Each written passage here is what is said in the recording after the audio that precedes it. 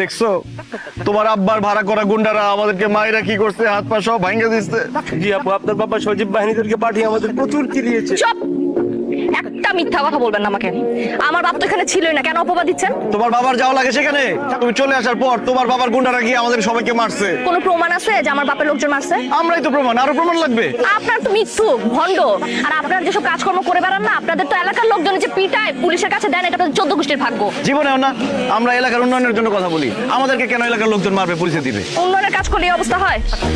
আচ্ছা যাই হোক, তোমাকে একটা কথা বলতে আসছি।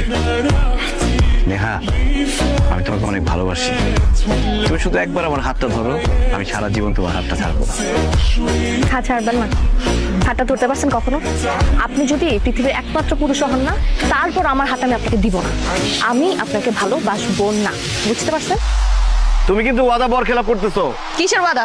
কার ওয়াদা? কে করছে আপনাকে ওয়াদা? তুমি তোমার আব্বুর সাথে যাও না ইলেকশনের আগে আমার কাছে ভোট চাইতে? হ্যাঁ গেছি তো। তখন তো ওয়াদা করছিলা তুমি সবার স্বপ্ন পূরণ করবা। আমার একমাত্র স্বপ্ন ছিল তোমাকে বিয়ে করা, এই জন্যই তো তোমার আব্বুকে ভোট দিছি। নাইলে ওই দুর্নীতিবাজে ভোট দেয় কেউ? শোনেন, আমরা গিয়ে ওয়াদা করছি এলাকার উন্নয়ন করার জন্য, মানুষের স্বপ্ন পূরণ করার জন্য, কারো ব্যক্তিগত স্বপ্ন পূরণ করার জন্য কেউ ওয়াদা করে নাই। তো সেটা তো ক্লিয়ার করে বলো নাই তখন। একদম ফাইজলামি করবেন আমার সাথে। আর আমার বাবারে নিয়ে নেক্সট টাইম কিন্তু উল্টাপাল্টা কথা বলবেন না। সেটা একটা দুর্নীতিবাজ, সত্যি কথা বললে উল্টাপাল্টা হয়ে গেল, তাই না? আমি না আপনাকে লাস্ট বারের মতো ওয়ার্ন করতেছি, আপনি যদি আমার বাবাকে নিয়ে আর কখনো উল্টাপাল্টা কথা বলছেন, আপনি তখন দাঁড়ায় থাকতে পারতেছেন। আমি কিন্তু আপনার এমন ব্যবস্থা করবো, আপনি কিন্তু বাসা থেকে বেরোতে পারবেন না। বসে বসে আন্দোলন করব, দেখো সামনে কি হয়। তোর না বলে হাত ছিলা গেছে, ব্যান্ডেজ করতে হয়। আপনি তো বললেন ভাই অভিনয় করার জন্য। আয়, দর্শক বিন্দু, আপনারা দেখতেই পাচ্ছেন এখানে অনশন চলছে, সবাই না খেয়ে বসে আছে, কিন্তু কমিশনের আমাদের দাবি, আমাদের দাবি, আমরা অপেক্ষা করছি। আমাদের দাবি, আমাদের দাবি। থামো থামো তোমরা। আরে বাবারা, তোমরা তো আমার এলাকার মানুষ নাকি? তোমাদের সুখ দুঃখ দেখার দায়িত্ব আমার। তোমাদের জন্য আমি একটা অফিস বানায় রাখছি, কোনো নালিশ থাকলে গিয়ে ওইখানে বলবা। তা না কইরা যে রাস্তা বন্ধ কইরা সাধারণ জনগণের অসুবিধার সৃষ্টি কেন করতেছো তো বাবা? অনেক হয়েছে চাচা, বলা শেষ হলে এবার আমরা একটু বলি। আমরা যদি আপনার এলাকার মানুষ হইতাম, আমরা যে শান্তিতে নাই সেটা তো আপনি খুব ভালো করে জানতেন। আপনার তো কোনো খবরই নাই। হ্যাঁ বিজান, তুমি বয়স কম তোমার, তুমি এত কিছু বুঝো না, জানো না।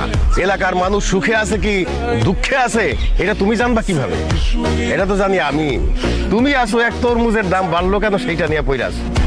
আরে বাবা, তরমুজের দাম বাড়া ছাড়াও এলাকায় তো আরো অনেক সমস্যা আছে, সেগুলোর সমাধানও আমাকে করতে হয়। একলা মানুষ এক হাতে কত কিছু করতে পারে। সেটাই কাকা, একলা মানুষ কয় দিক সামলাইবেন? বয়স হয়েছে, এবার দায়িত্ব ছাড়েন, দায়িত্ব তরুণ প্রজন্মরে দেন। মিজান ভাই, মিজান ভাই।